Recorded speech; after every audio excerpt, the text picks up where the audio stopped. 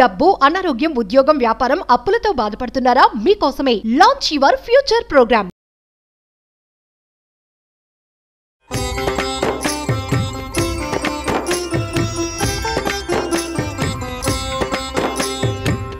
నమస్కారం.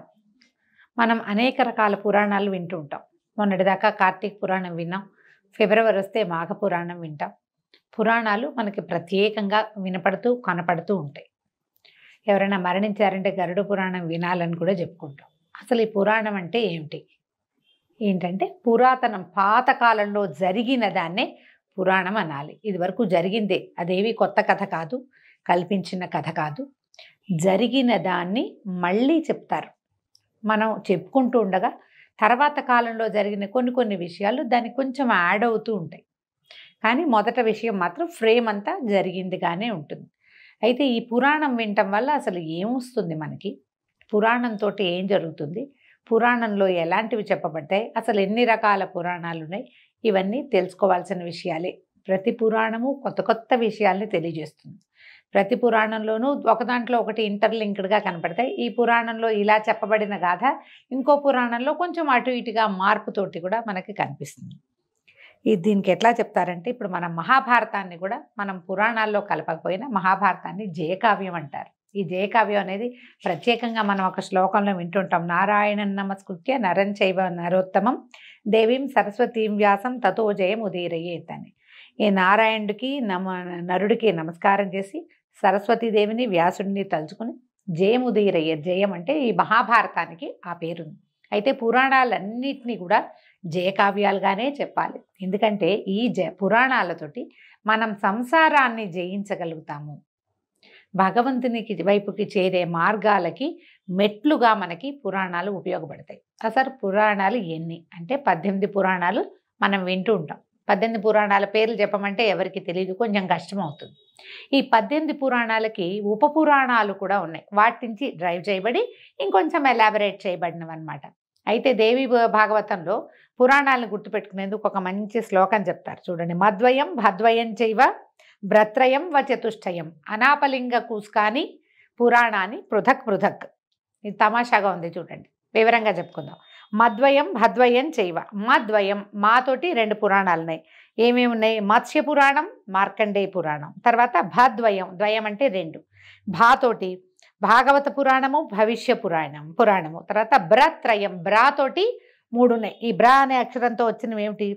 బ్రహ్మపురాణం, బ్రహ్మవైవర్త పురాణం, బ్రహ్మాండ పురాణం. తర్వాత వ చతుష్టయం, వాతోటి 4 ఉన్నాయి. అవేమిటి? వరాహ పురాణం, వామన పురాణం, వాయు పురాణం, విష్ణు పురాణం. ఆ తర్వాత అనాపలింగ కూస్కాని, ఎంత బాగా చెప్పారో చూడండి. ఆతోటి ప్రారంభమయ్యేది అగ్ని పురాణం, నాతో ప్రారంభమయ్యేది నారద పురాణం.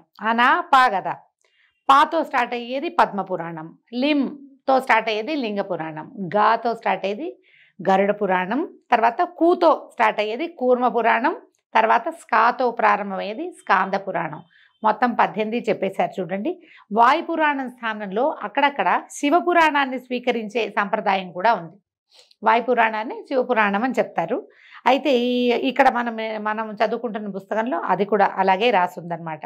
ఈ భాగవతం విషయంలో కొంతమంది దేవీ భాగవతాన్ని, మరికొందరు విష్ణు భాగవతాన్ని తీసుకుంటారు. దేవీ భాగవతము దీంట్లోనే ఉంది. మనం అనుసరించే సాంప్రదాయాన్ని బట్టి దేవీ భాగవతాన్ని లేదా కృష్ణ భాగవతాన్ని స్వీకరించే విధానం కనిపిస్తుంది. ఈ పురాణాలని కొన్ని వర్గీకరణలు చేశారు. సాత్విక, తామస, రాజసిక పురాణాలుగా. సాత్విక పురాణాలు విష్ణు, నారదీయ, భాగవత, గరుడ, వరాహ పురాణాలు సత్వగుణ ప్రధానమైనవి. ఇలా ఉంటాయంటే పెద్దవాళ్ళు చెప్పిన ప్రకారం వినాలి మనం. రెండోవి తామస పురాణాలు మత్స్య, కూర్మ, లింగ, శివ, స్కాంద పురాణాలు తామస పురాణాలుగా చెప్తారు. తర్వాతది రాజసిక పురాణాలు బ్రహ్మాండ, బ్రహ్మవైవర్త, మార్కండేయ, భవిష్య, వామన పురాణాలు రజోగుణ ప్రధానమైనవి. ఇందులో ఒక వర్గీకరణ ఇంకొంచెం సెపరేట్గా ఏంటంటే శివ సంబంధమైనవి, విష్ణు సంబంధమైనవి, బ్రహ్మ సంబంధమైనవి, సూర్య సంబంధమైనవి, అగ్ని సంబంధమైనవిగా కూడా వీటిని డిఫరెన్షియేట్ చేసి చెప్పబడుతుంది. శివ సంబంధమైన వాటిలలో శివుడు ప్రధాన దైవతంగా, ఆయన కథలే, ఆయన యొక్క భక్తుల గాథలే కనిపిస్తాయి. విష్ణు సంబంధమైన పురాణాల్లో విష్ణు పురాణం, తర్వాత భాగవత పురాణం, నారద పురాణం, ఇవి విష్ణు సంబంధమైనవి. ఈ రకంగా డిఫరెన్షియేట్ చేయబడతాయి. ప్రధానంగా విష్ణు సంబంధమైన మాసంగా చెప్పబడేటువంటి మార్గశిర మాసము, మార్గశిర మాసంలో జరిగేటువంటి రవి సంక్రమణాన్ని బట్టి ధను సంక్రమణం జరుగుతుంది కాబట్టి అక్కడి నుంచి పూర్తి నెల రోజుల పాటు మార్గశిర పుష్యమాసాల్లో సగం మార్గశిరము, సగం పుష్యమాసంలో పూర్తిగా అది పురుషోత్తమ మాసంగా చెప్పబడి విష్ణు సంబంధమైన అర్చనే విశేషంగా జరిగేటువంటి ఈ రోజుల్లో అయితే భాగవతాన్ని లేదా విష్ణు పురాణాన్ని చదువుకోవటము లేదా చెప్పుకోవటము లేదా వినడము చాలా మంచివి. అయితే మనం భాగవతంలో దశమ స్కంధం ఇంతకుముందు చెప్పుకుని ఉన్నాం. విష్ణు పురాణం ఇప్పటిదాకా ఎప్పుడూ చెప్పలేదు. ఈ సంవత్సరం విష్ణు పురాణాన్ని తెలియజేయాలని భావిస్తున్నాం. అయితే విష్ణు పురాణంలో విష్ణు సంబంధమైన గాథలు మనకి తెలిసినవే. ప్రఖ్యాతమైనటువంటి ధ్రువోపాఖ్యానము, ప్రహ్లాదోపాఖ్యానము, ఇవి విశేషంగా కనిపిస్తాయి. ఈ కథాక్రమం కూడా ఎలా వెళ్తుందంటే సృష్టి క్రమాన్ని అనుసరించి ఎట్లా సృష్టి జరిగింది, ఎలా ప్రజాపతులు పుట్టారు, ప్రజాపతుల నుంచి ఎట్లా ప్రపంచ సృష్టి ఏ రకంగా పరిణామక్రమం జరిగింది, ఎలా మానవులుగా జన్మించారు, అంటే మానవులు సృష్టి నుంచి ఎలా వచ్చారు, ఈ వివరం అంతా చెప్పబడుతుంది. నిదానంగానే వెళ్తుంది కథ. పూర్తిగా వ్యాసుల వారికి విధేయంగానే మనం విష్ణు పురాణాన్ని చెప్పుకుందాం. చాలా సమాచారం ఉంటుందండి. అన్ని పురాణాల్లోనూ సమాచారాలు ఎక్కువే ఉంటాయి. మొదట్లో కొంచెం కన్ఫ్యూజింగ్గా ఉంటుంది. 1కి 2-3 సార్లు వింటేనే కానీ మనకు అర్థం కావు. నిదానంగా విని విష్ణు పురాణాన్ని చక్కగా సాకల్యంగా తెలుసుకుందాము. ఈ రోజు నుంచి విష్ణు పురాణం మొదలవుతుంది. ఈ రోజు నుంచే పవిత్రమైనటువంటి ధనుర్మాసం కూడా ప్రారంభమవుతుంది. మనం నెలగంటు పెట్టడం అంటాము, నెలపట్టు పట్టడం అంటాము. ధనుస్సు మార్గళి ప్రారంభమయ్యే రోజు నుంచి మనం విష్ణు పురాణాన్ని చివరి రోజు దాకా ఇంచుమించుగా మన గోదా కళ్యాణానికి ముందు రోజు వరకు ఒక నెల రోజుల పాటు ఈ పురాణాన్ని విందాం. కథలోకి వెళ్దాం. వ్యాస మహర్షి ఈ పురాణాలని రోమహర్షణుడు అనే తన శిష్యుడికి తెలియజేశారు. ఈ రోమహర్షణుడు ఏంటంటే ఆయన కథ చెప్తేనట రోమాలు నిక్కబొడుచుకుంటాయట ప్రతి వాళ్ళకి, అంటే గూజ్బంప్స్ వస్తాయన్నమాట ఆ కథ చెప్పే విధానం వల్ల. అందుచేత ఆయన పేరు అది కాకపోయినా ఈ రోమహర్షణుడు అనే పేరు వచ్చింది. ఆయన ద్వారా రకరకాల పురాణ గాథలు బయటికి వచ్చినాయి. ఇప్పుడు మనం చెప్పుకునేటువంటి కథ ఎవరి ద్వారా వచ్చిందో చూద్దాం. శుక్లాంబరధరం విష్ణుం శశివర్ణం చతుర్భుజం ప్రసన్నవదనం ధ్యాయేత్ సర్వ విఘ్నోపశాంతయే. ఏ పని చేయబోయినా మొట్టమొదట ఈ చేస్తున్న పని ఏ విఘ్నాలు రాకుండా ఉండాలని విఘ్నేశ్వరుణ్ణి ప్రార్థించి మొదలుపెట్టడం మంచిది. అలాగే ఈ పురాణం కూడా ఈ శ్లోకంతో మొదలవుతోంది. పరాశరుడు మున్నెన్నదగిన తపోధనుడు. పరాశరుడనే ఆయన అందరు మహర్షుల్లో మొట్టమొదట చెప్పుకోవాల్సిన వాడు. ఈ పరాశరుడి మాట ప్రతి వాళ్ళకి తెలుసు. ఈ పేరు ఎక్కడి నుంచి వచ్చిందంటే మనం విష్ణుదాసనామం చదివేటప్పుడు వ్యాసం వశిష్ఠ నప్తారం శక్తే పౌత్రమకల్మషం పరాశరాత్మజం వందే శుకతాతం తపోనిధిం అని చెప్తాం. వ్యాస భగవానుడి యొక్క తండ్రి పరాశరుడు. ఆయన గురించి చెప్తున్నారనమాట. తల్లి కడుపులో ఉన్నప్పుడే వేదశాస్త్రాది విద్యలు క్షుణ్ణంగా నేర్చుకున్న విద్యావంతుడు ఆయన. చిన్నతనంలోనే తపశక్తితోటి రాక్షస సంహారం చేసినవాడు. బ్రహ్మమానస పుత్రుడైన పులస్త్య బ్రహ్మ వలన దివ్యజ్ఞాన శక్తిని పొందాడు. పద్మాక్షుని పాదపద్మ భక్తికి జీవితాన్ని అంకితం చేశాడు. పూర్తిగా విష్ణు భక్తి పరాయణుడే ఈ పరాశరుడు. దివ్యతేజో విరాజమానుడు. అయితే ఇంతటి మహానుభావుడైన పరాశరుడే గురువుగా మైత్రేయుడనే ఆయన వేదశాస్త్రాలు అభ్యసించి శుశ్రూష చేస్తూ ఒకనాడు ప్రభాతకాల కృత్యాలు నిర్వర్తించి సుఖాసీనుడై ఉన్న గురువుకి నమస్కరించి ఇలా అడిగాడట. గురుదేవా, నీ అనుగ్రహం వల్ల వేదాలు శాస్త్రాలు క్షుణ్ణంగా తెలుసుకున్నాను, జ్ఞానధనం పొందిన అదృష్టవంతుణ్ణయ్యాను.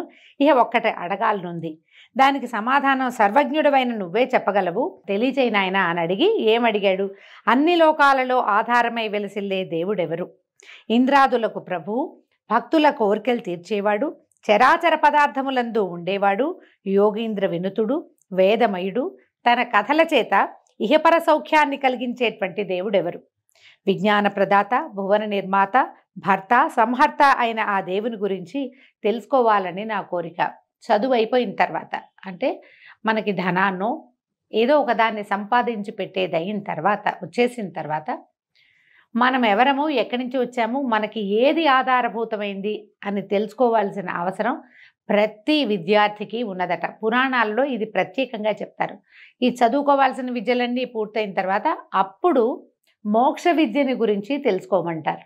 ఇది విధానం అనమాట. లైన్ ప్రకారం వెళ్ళాలి. 1, 2 ఒంట్లో వచ్చిన తర్వాతే కదా కూడికలు హెచ్చవేతలు చెప్పేది.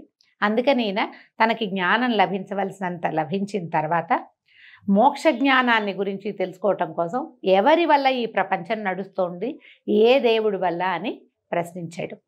అలాగే ఇంకా అడుగుతున్నాడు. పృథివ్యాది భూత ప్రమాణాలు, సప్త సముద్ర విస్తారము, సప్తద్వీప వృత్తాంతము, సప్త కులపర్వతాల విషయము, సూర్యాది గ్రహతారక సంచారము, దేవాది చతుర్విధ భూత సృష్టి, చతుర్దశమన్వంతర వృత్తాంతము, 4 యుగాల ప్రమాణము, కల్ప విషయము, యుగధర్మాలు, దేవర్షుల చరిత్రలు, రాజవంశ చరిత్రలు, వేదశాఖ ప్రమాణాలు, బ్రాహ్మణాది వర్ణధర్మాలు, బ్రహ్మచర్యము మొదలైనటువంటి 4 ఆశ్రమాల పద్ధతి వినాలని ఉన్నది.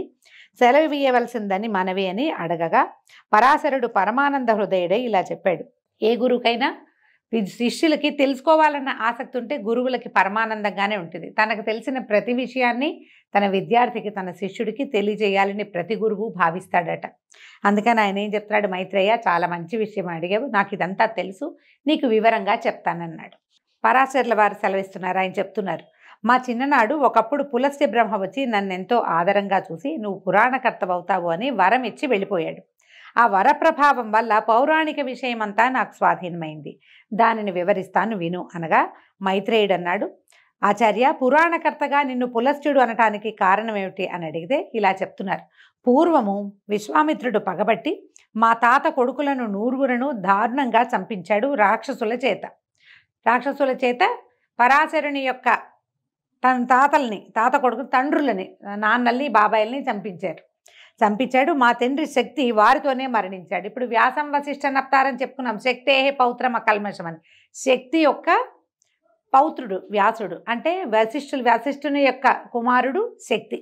వశిష్ఠుడితోటి వైరం వచ్చి విశ్వామిత్రుడు ఏం చేశాడు, వశిష్ఠుల వారి సంతానం మొత్తాన్ని సంహరించాడు. రాక్షసుల సహాయంతో చేశాడట. ఈ పురాణం ప్రకారం ఈ గాథ చెప్తున్నారనమాట. అప్పటికి నేను తల్లి కడుపులో ఉన్నాను. అంటే శక్తి మరణించే నాటికి ఆయన కుమారుడు జన్మించల, గర్భస్థ శిశువుగా ఉన్నాడు ఈ పరాశరుడు. వేదశాస్త్రాదులు నాకు వశమయ్యాయి. కొన్నాళ్లకి జన్మించాను. పెద్దవాడనే తపశ్చర్యలో ఉండగా మా అమ్మ దృశ్యంతి నా వద్దకు వచ్చి చెప్పింది. పరాశరుడి తల్లి పేరు దృశ్యంతి అట. నీ తండ్రిని నిష్కారణంగా రాక్షసులు వచ్చి దారుణంగా సంహరించారు. నిగ్రహించడం, అనుగ్రహించడం అనే శక్తులు కలవాడవై శత్రు సంహారం చేయకపోవటాన్ని ఏమనాలి నాయనా అని నిందాస్తుతిగా, నీకు అన్నీ వచ్చు కానీ నువ్వేం చేయటం లేదు అని అన్నది. అనేసరికి నేను వెంటనే అథర్వ మంత్రాలతోటి రాక్షస సంహార యజ్ఞాన్ని ప్రారంభించాను. నా మంత్రాల ధ్వనికి లోకం అల్లల్లాడిపోయింది.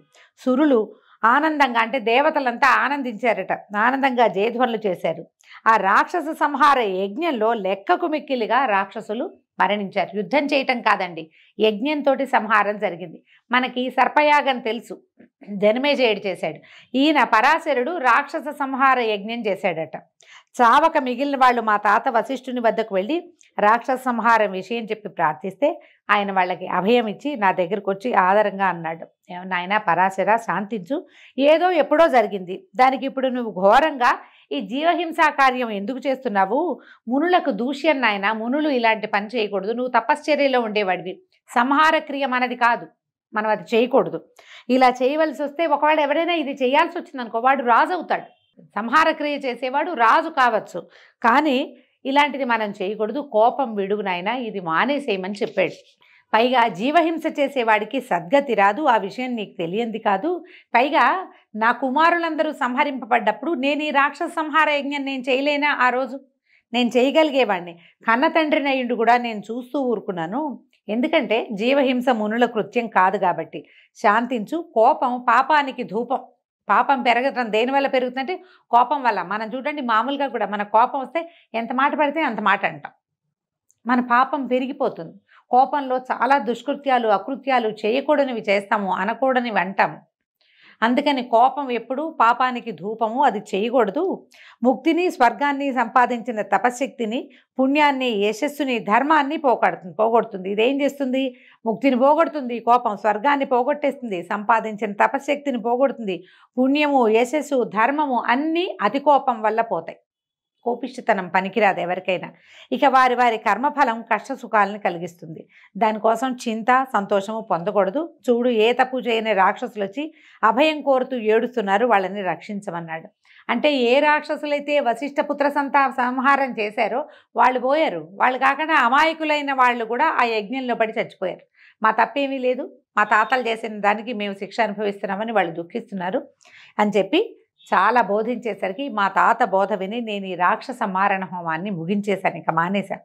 అప్పుడు పులస్త్య బ్రహ్మ ఆశ్రమానికి వచ్చి మా తాత చేత సత్కారం పొంది కూర్చుని నన్ను చూసి ఆనందించి వాసిష్ఠ అన్నాడంటే వశిష్ఠుని యొక్క మనవడైనటువంటి ఓ పరాశర, నువ్వు శాంతమూర్తి అయ్యావు, నీకు ఏదైనా ఒక కోరిక అడుగు, నువ్వు అడిగింది నేను తీరుస్తానన్నాడు. అయితే నేను ఆయన పాదాలకు నమస్కరించి జ్ఞానము, మధురమైన వాక్కు, ప్రతిభ, పాండిత్యము, పురాణ ప్రావీణ్యము కావాలి, ప్రసాదించమని ప్రార్థించాను. ఆయన తథాస్తు అన్నాడు. పులస్త్యుని వాక్కు నీ కోరికని సఫలం చేయగా కానీ మా తాత కూడా వరం ఇచ్చినట్టుగా ఆశీర్వదించాడు. ఎవరైనా మహానుభావులు పెద్దవాళ్ళకి దండం పెట్టి ఇల్లు కావాలి వాకిలు కావాలి అని అడగకూడదు, జ్ఞానం కావాలని కోరుకోవాలట. అది చెప్తున్నారు చూడండి. అయితే అది నాకు సిద్ధించింది. ఆ మహానుభావుల అనుగ్రహం వల్ల దేవ రహస్య కార్యాలు, వేద విద్యా విశేషాలు నాకు మలకం అయ్యాయి. కరతలామలకం అంటే కరతలం అంటే చెయ్యండి, అరిచెయ్యి. ఆమలకం అంటే ఉసిరికాయ, చేతిలో ఉన్న ఉసిరికాయలాగా దొరికినాయన్నమాట ఈయనకి ఇవన్నీ. అనేక శాస్త్రాలు, గాన నృత్య విశేషాలు, చరాచర భూతగణ ప్రవర్తన నాకు వశమయ్యాయి, వివరించి చెప్పగలను. కాబట్టి నువ్వు అడిగినవన్నీ పురాణ రూపంలో చెప్తానని చెప్పాడు. ఇప్పుడు చెప్తున్నారు. ఇక్కడి నుంచి విష్ణు పురాణం ప్రారంభం అండి. విష్ణువు భక్తవత్సలుడు, దేవమయుడు, దేవరక్షకుడు, విశ్వగురువు, సమస్తము విష్ణుమయమై నడుస్తుంది. ఆ దేవునికి సంబంధించి విష్ణు పురాణంగా చెప్తాను విను. ఇది వేద సమానంగా భావించు, శ్రద్ధగా వినమన్నారు. విష్ణు పురాణం వేదాలలో వేదము, శాస్త్రాలలో శాస్త్రము, జ్యోతిష్యంలో జ్యోతిష్యము, నీతి శాస్త్రాలలో నీతి శాస్త్రము, పురాణాలలో పురాణము, ఇతిహాసాలలో ఇతిహాసము, యోగ విద్యలలో యోగ విద్య, కావ్యాలలో కావ్యము, సకల లోక విజయము, సకల జన మనోరంజనము కూడా. పరమాత్ముడైన విష్ణుని చరిత్ర కలిగిన పురాణ సంహిత అది.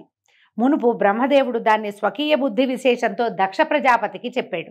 ఆయన పురుకుచ్చుడనే రాజుకు చెప్పగా ఆ రాజు సారస్వతునకు చెప్పాడు.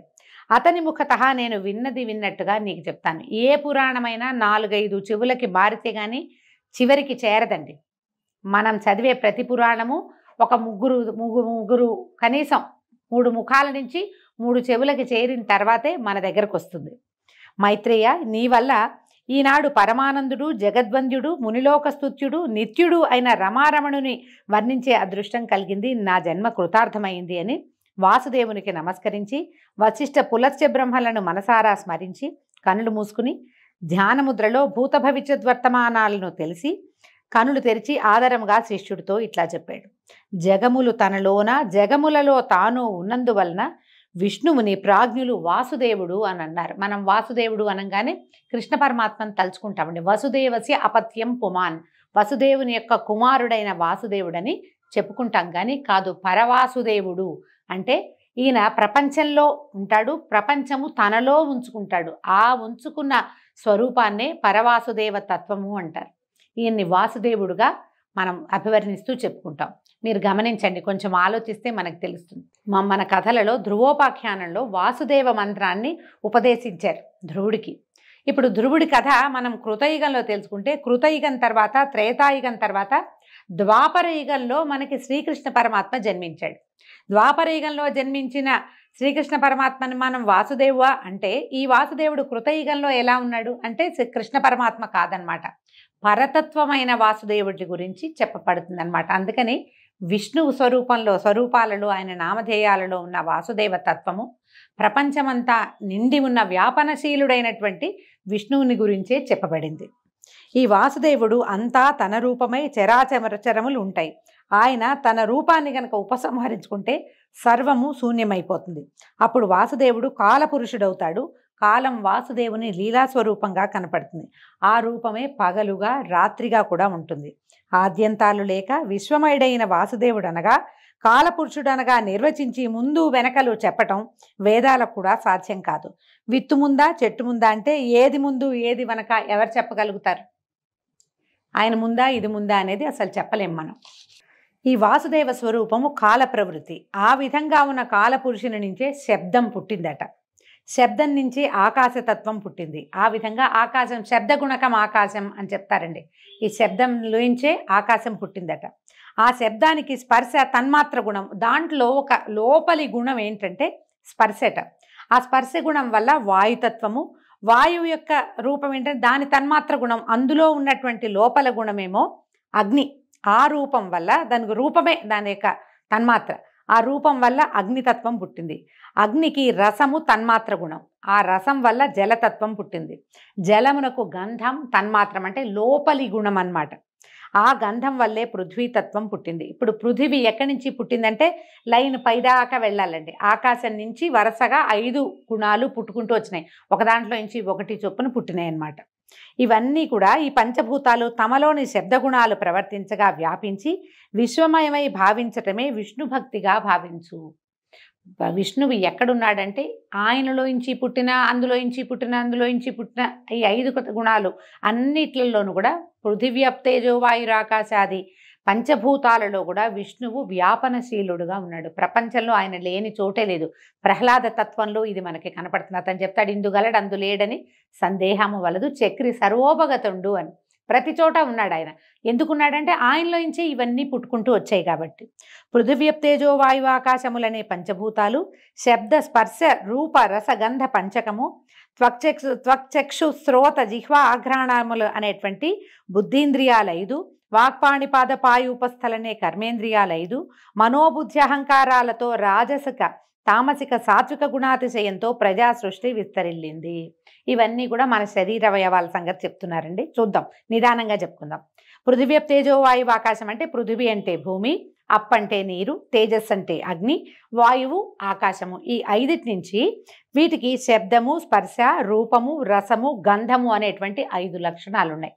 వాటిలోంచి త్వక్ చర్మము, చక్షు అంటే కన్ను, శ్రోత అంటే చెవి, జిహ్వ అంటే నాలుక, ఘ్రాణము అంటే వాసన పీల్చే గుణం, నాసికా గుణం.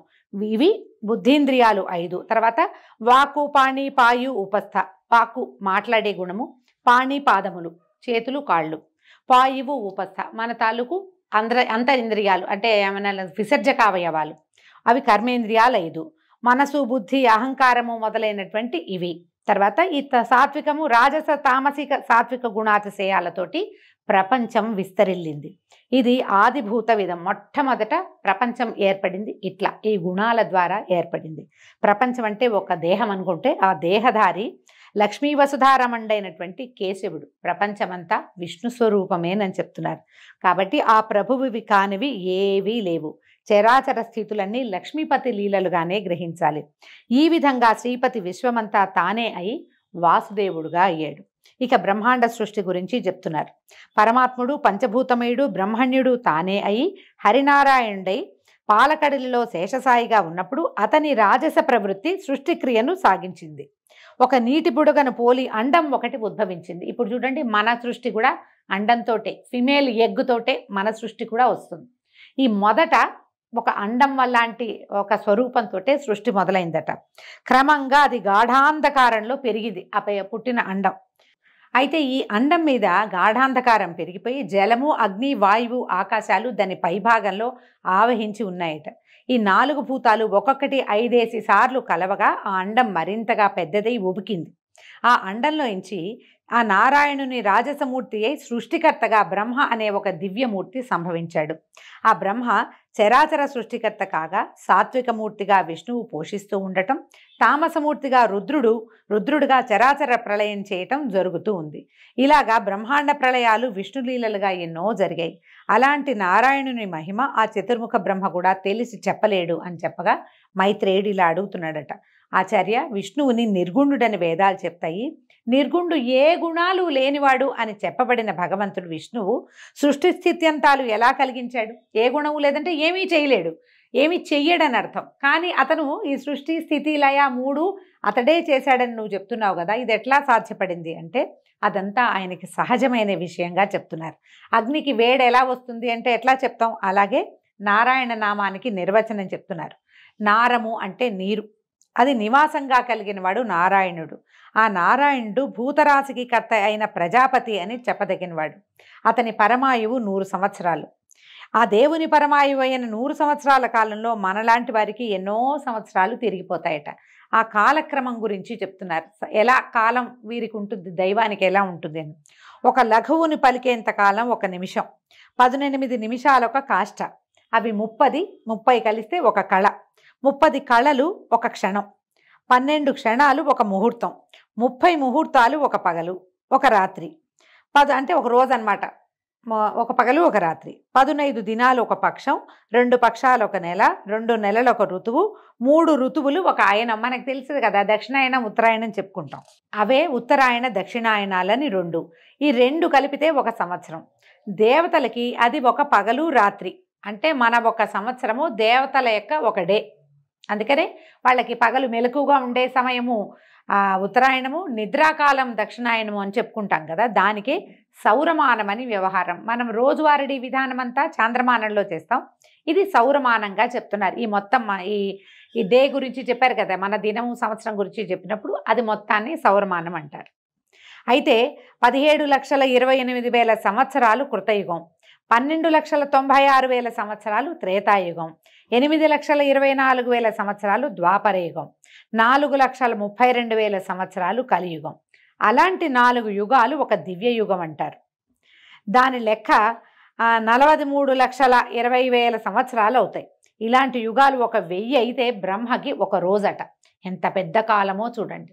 ఇదంతా పేపర్ మీదకి ఎక్కిస్తే చాలా కన్ఫ్యూజింగ్గా ఉంటుంది. కానీ బ్రహ్మదేవుడి ఒక దినం ఏంటంటే ఇలాంటిది. బ్రహ్మ పగలు సృష్టి, రాత్రి ప్రళయం. ఆయనకి పగలు ఏదైతే ఉందో దీంట్లో అది సృష్టి జరిగే కాలం, ఆయన రాత్రి ప్రళయం. అప్పటికి మొత్తం ప్రపంచం అంతా జలమయం అయిపోతుంది, ఇక ఎవరు ఉండరు, మొత్తం అంతా ఖాళీ అయిపోతుంది. దీన్నే నైమిత్తిక కల్పం అని చెప్తారు. దీన్ని అలాంటి దినాలు 30 బ్రహ్మకి ఒక నెల, అవి 12 ఒక సంవత్సరం. ఆ సంవత్సరాలు 100 బ్రహ్మ యొక్క ఆయు ప్రమాణం అని చెప్తున్నారు. దానికి మహాకల్పం అని వ్యవహారంలో ఉంది. దానికి పూర్వార్ధానికి పద్మకల్పమని, ఉత్తరార్ధానికి వరాహకల్పమని సంజ్ఞలు. ఇప్పుడు మనం శ్వేతవరాహ కల్పంలో ఉన్నాం. మనం చెప్తాం శ్వేతవరాహ కల్పే వైవస్వతమనంతరే కలియుగే ప్రథమపాదే జంబూద్వీపే అని సంకల్పం చెప్పుకునేటప్పుడు మనకి తెలియకుండానే మనం ఏ మన్వంతరంలో ఉన్నామో వివరంగా చెప్పేసుకుంటాం. వరాహ కల్పంలో ఉన్న ఆదివరాహ కల్పం మనది. ఇవి కాలగతులు అని చెప్పగా మైత్రేయుడు, సరే పద్మాసనుడు లోకాన్ని సృజించిన విషయాన్ని చెప్పండి. అయితే సరే, ఇప్పుడు బ్రహ్మదేవుడు పుట్టాడు, అది కదా చెప్పుకున్నాం. ఈ అండంలో నుంచి బ్రహ్మదేవుడు పుట్టుకొచ్చాడు. ఇప్పుడు ఈయన సృష్టిని ఎలా చేశాడో చెప్పమని మైత్రేయుడు అడిగితే పరాశరుడు ఇలా చెప్తున్నాడు. కడచిన కల్పం అంటే ముందు వెళ్ళిపోయిన కల్పం తాలూకు చివరి దశ యందు నిశియందలి రాత్రి నుంచి నారాయణ ధ్యానపరాయణుడై మేల్కొని బ్రహ్మ పరమశూన్యమైన లోకాన్ని చూసి నారాయణ సాత్వికమూర్తే, నారాయణుడు సాత్వికమూర్తే అంతకు ముందట మత్స్యకూర్మ అవతారాల్లాగా వరాహ రూపం ధరించి అగాధమైన సముద్రంలో మునిగిన భూమిని ఉద్ధరించే సంకల్పంతో సముద్రంలో ప్రవేశించి ఘర్ఘర ధ్వనితో ఉప్పొంగి దంశ్రాగ్రంతో అవలీలగా పూబంతిని ఎత్తినట్టు మీదకి ఎత్తాడు. ఇంత బాగా చెప్తే ఇదేమిటి అనిపిస్తుంది. అయితే ఏమైంది, భూమి అంతా మునిగిపోయింది. దానిని వరాహ స్వరూపంతో స్వామివారు విష్ణుమూర్తి పైకి లేవదీశాడట. ఆ సముద్రంలో మునిగిన నావను కర్ణధారుడు గట్టి మీదకి తెచ్చినట్టుగా పద్మదళం ఏదైనా పువ్వుని ఒక తామరాకును నీళ్ళలో ముంచితే అది అట్లా పైకి తేలొచ్చేస్తుంది. ఆ విధంగా భూమి సముద్రం మీదకి తేలగా నీరంతా పాతాళానికి చేరిందట. అలాగా భూమిని సముద్రం పైకి నిలిపి నలువైపులా కొండల నుంచి ఇక్కట్లు కలక్కండా, దానికి ఏ సమస్య రాకుండా ఆది కూర్మని శేషుణ్ణి కింద నుంచి భూమిని విశ్వమంతటా భద్రంగా ఉంచటానికి తన శక్తిని ప్రసరింపజేసిన మహానుభావుడు ఆ పద్మాక్షుడే. భగవంతుడైన విష్ణుమూర్తి ఏం చేశాడు, భూమిని సముద్రంలోంచి ఉద్ధరించి నీళ్లలోంచి ఉద్ధరించి పైకి పెట్టి తనకి కాపలాగా కొన్ని పర్వతాలని కాపలా ఉంచి మునిగిపోకుండా, అందుకని పర్వతాలని కొండలని భూభరాలంటారు, భూమిని మోస్తాయట. అక్కడి నుంచి ఆదివరాహాన్ని కూడా కింద నుంచి ఉంచి 1000 పడగలు ఉన్నటువంటి ఆదిశేషుడిని కూడా తన భూమికి కాపలాగా తన పడగల మీద ఆనుకుని ఉండేలాగా ఏర్పరిచినటువంటి ఆ పరమశక్తి ఈ పద్మాక్షుడే, వాసుదేవుడే అని చెప్తున్నారు. ఈ విధంగా భూమిని ఎట్లా ఉద్ధరించారు, ఎట్లా బ్రహ్మదేవుడి సృష్టి ప్రారంభమవుతుందో ఈ తొలి భాగంలోని మనం తెలుసుకున్నామండి. రేపు ఉదయం 2వ భాగంలో బ్రహ్మ సృష్టి ఎలా ప్రారంభమైంది, ప్రజాపతులు ఎలా జన్మించారు, వారి సంతానం ఏ విధంగా మన వరకు ఈ కథ ఎలా నడిచిందో రేపటి భాగంలో తెలుసుకుందాం. నమస్కారం.